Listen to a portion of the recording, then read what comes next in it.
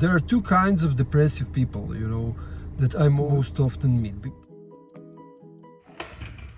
So for most of my career, I worked as HR and business trainer. And how is this related to depression? At the moment I'm just preparing my coffee.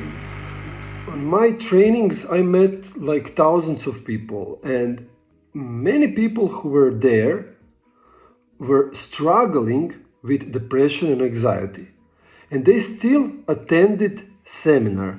So we can assume that those were proactive individuals who still struggled. That's my other dog. They were constantly reading something. Like, for instance, I am reading this book. I have my, Nikola Tesla t-shirt. So people who are probably like me and you, but they still struggled. And on many trainings, they were hearing you only need to think positive and you will attract positive things in your life and the suffering will be gone. But it didn't work because they still struggled. They didn't have this feeling that they are properly understood. And in this sense, they suffered even more because they were, starting to hide, because it seemed like they are doing something wrong.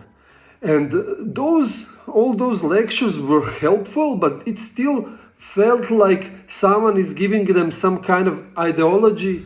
When we are talking about psychology in a clinical sense, I often meet two kinds of people who are depressed.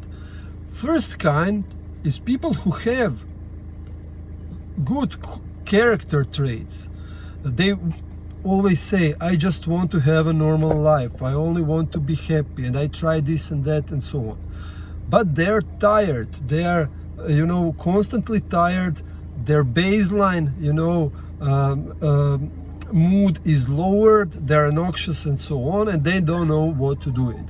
So in this case we are probably talking about vulnerability, genetically, biologically determined vulnerability for mental disorders. In the other case, there was some kind of trauma or a series of events, prolonged stress or something that caused depression. And now we are talking about some kind of scar or state that will probably pass sooner.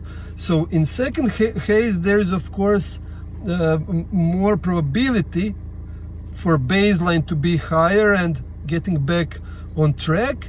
And in the first case, person has to know what he or she can expect.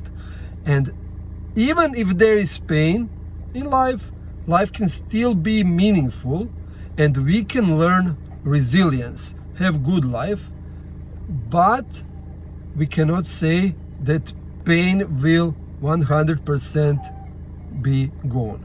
And in this case, there is also pharmacological and the treatment that will help and so on, but there is always A, B, C, D, E, and so on options.